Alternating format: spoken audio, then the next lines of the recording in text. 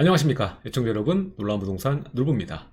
자, 바로 어제 이 설 전에 나올 이 특단의 대책 두 가지, 이 공급에 대한 부분 일전에 했었고, 그리고 규제에 대해서 어제 얘기를 나눴습니다.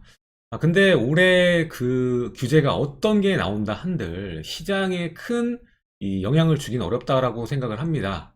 바로 이게 가장 문제이기 때문입니다. 이 구조가 변화하지 않는 이상 절대로 이 신규 입주 물량이라는 것이, 뭐 이전에 장관도 빵 얘기를 했듯이 이 비탄력적, 그러니까 원한다고 해서 빠른 시간 내에 공급될 수 있는 그런 물건이 아니다 보니까 시간이 뭐 최소 뭐 2년에서 3년 정도는 걸리지 않습니까? 그렇기 때문에 아무리 특단의 대책이 나와봤자 시간은 소요가 되고, 가장 문제가 되는 시점 바로 2021년과 22년에는 큰 가격 확장 요인이 훨씬 더 많다라는 것입니다.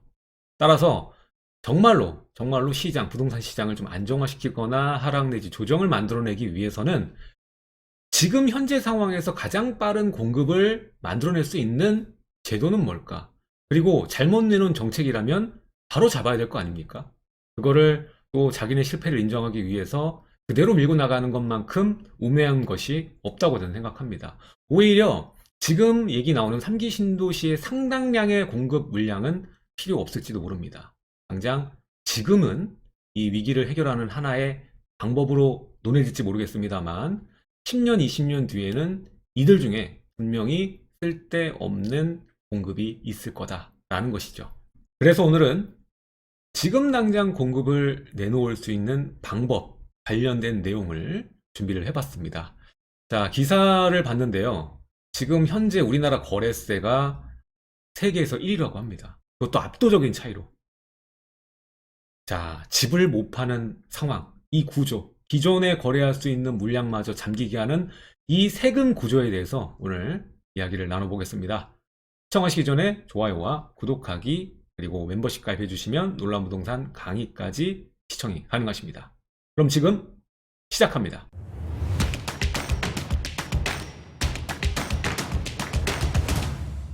자, 2021년에는 엄청나게 세금이 많이 오릅니다. 일단은 2020년만 봐도 취득세가 크게 올랐고요. 그리고 2021년에는 이제 6월 이후에 양도세가 2주택 10, 3주택 20%포인트 증가해서 이제 10%포인트 더 증가가 되죠.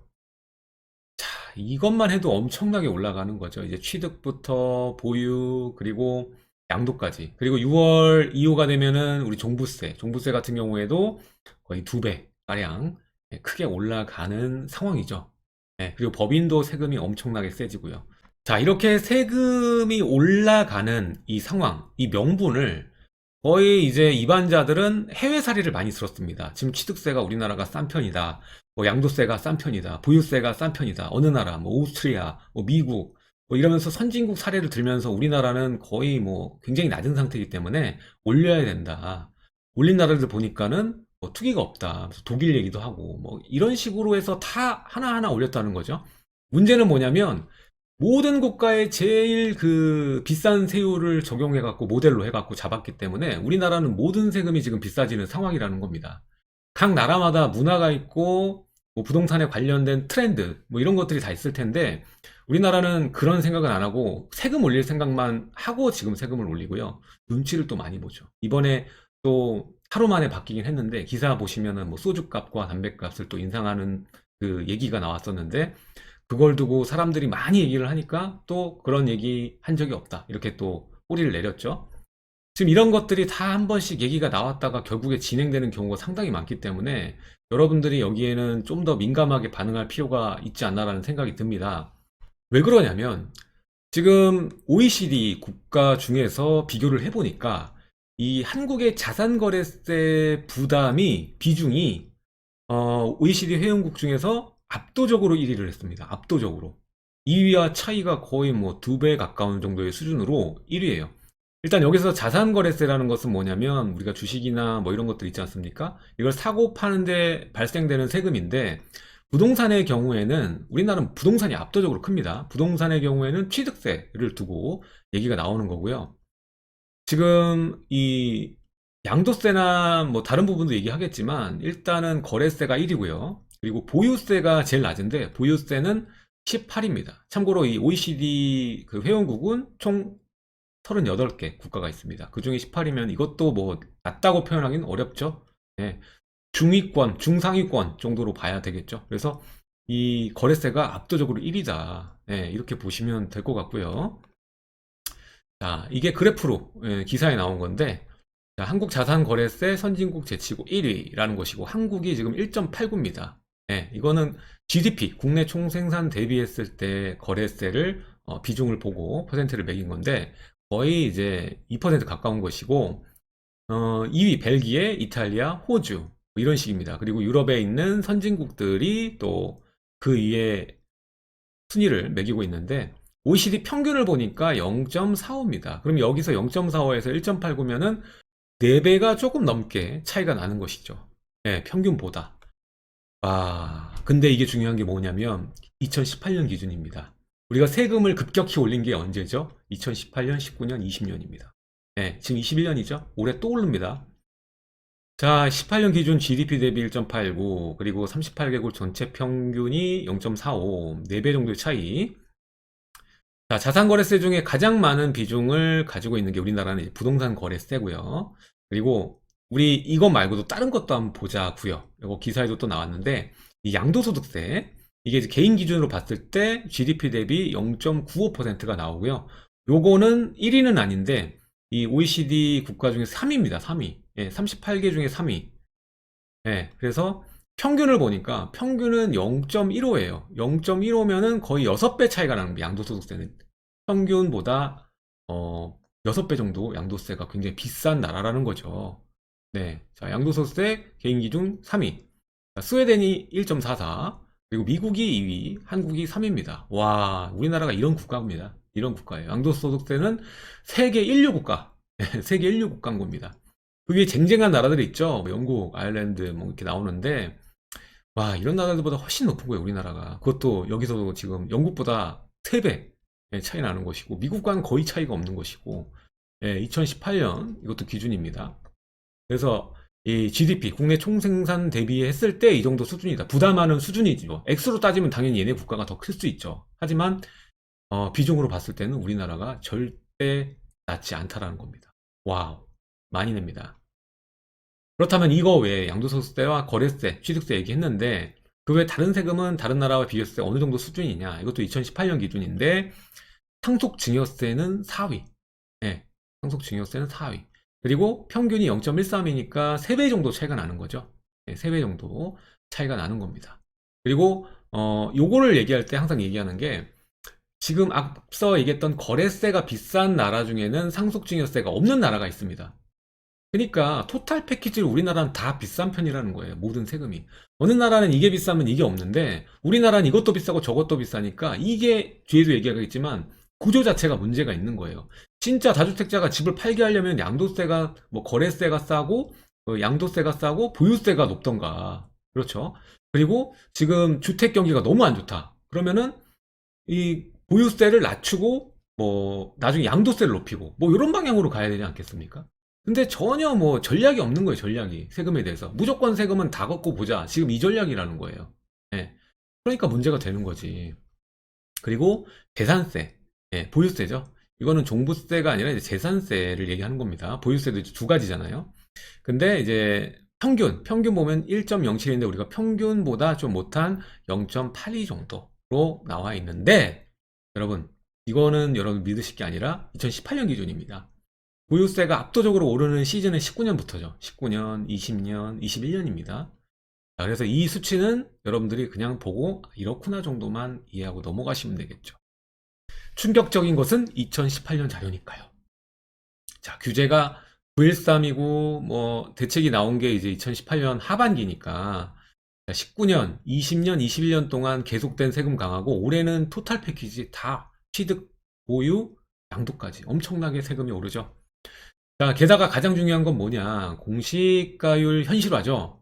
예, 다수의 세금 부과의 기준입니다. 건보료나 이런 거 산정하는 기준이죠.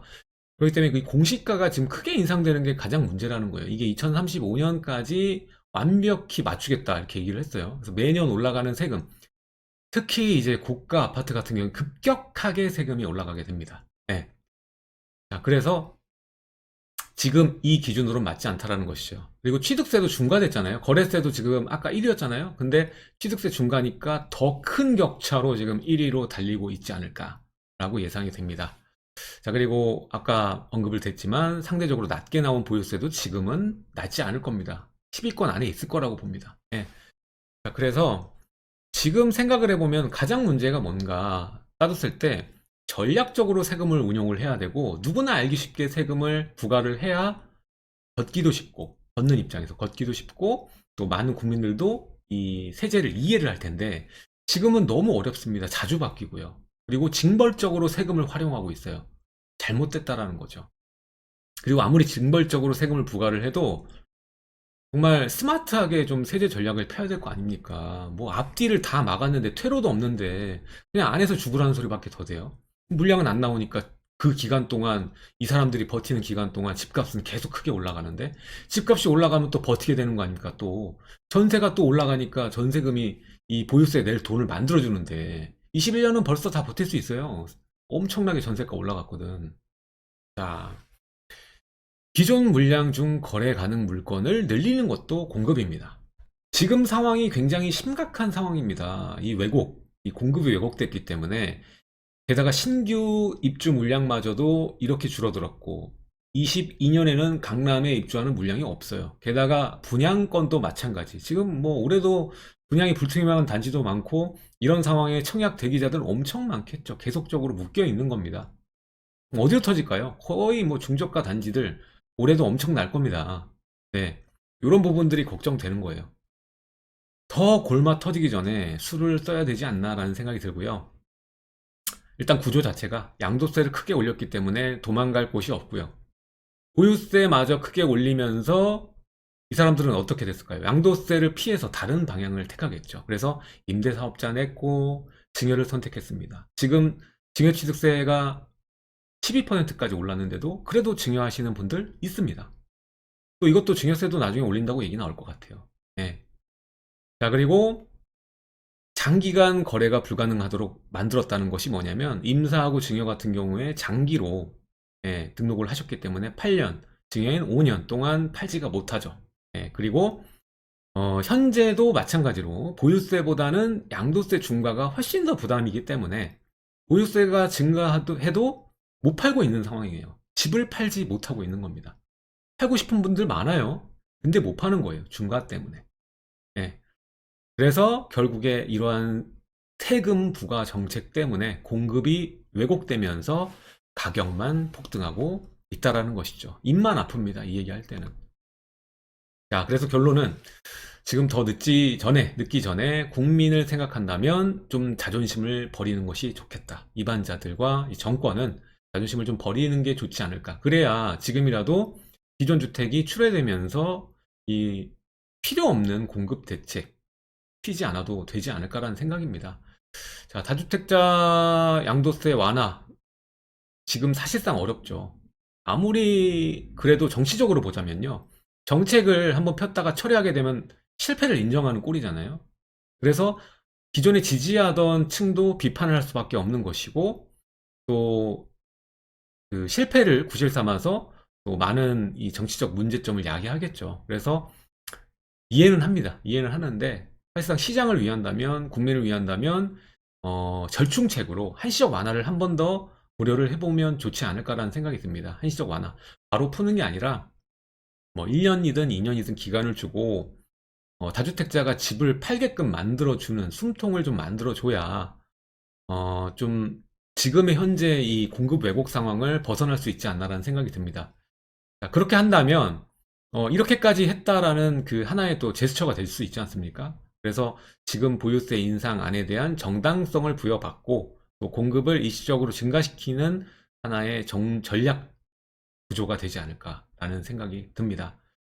자, 오늘 내용은요, 기사를 보고 준비를 했죠. 우리나라가 거래세 1위라니, 예. 그리고 다른 세금도 낮지 않다라는 것을 여러분들이 좀 알았으면 좋겠어서 오늘 내용을 중심으로 했고, 이런 상황에서 여러분들은 각자 도생하시면서 여러분들의 자산을 꼭 지키고 있으셔야 되고, 자산이 없다라면 주택 하나, 내 집 하나는 정말 필수제라는 것을 다시 한번 인식을 하셨으면 좋겠습니다. 다른 곳에 흔들리지 않고 1주택은 세금이 그리 크지 않으니까요. 여러분들 준비를 철저히 하셨으면 좋겠습니다. 자, 오늘 내용은 여기까지 하도록 하고요. 하단에 좋아요와 구독하기, 그리고 멤버십 가입해 주시면 놀란부동산 강의까지 시청이 가능하십니다. 다음 시간에도 알찬 내용으로 여러분들 찾아뵙도록 하겠습니다. 지금까지 놀란부동산 놀부였습니다. 감사합니다.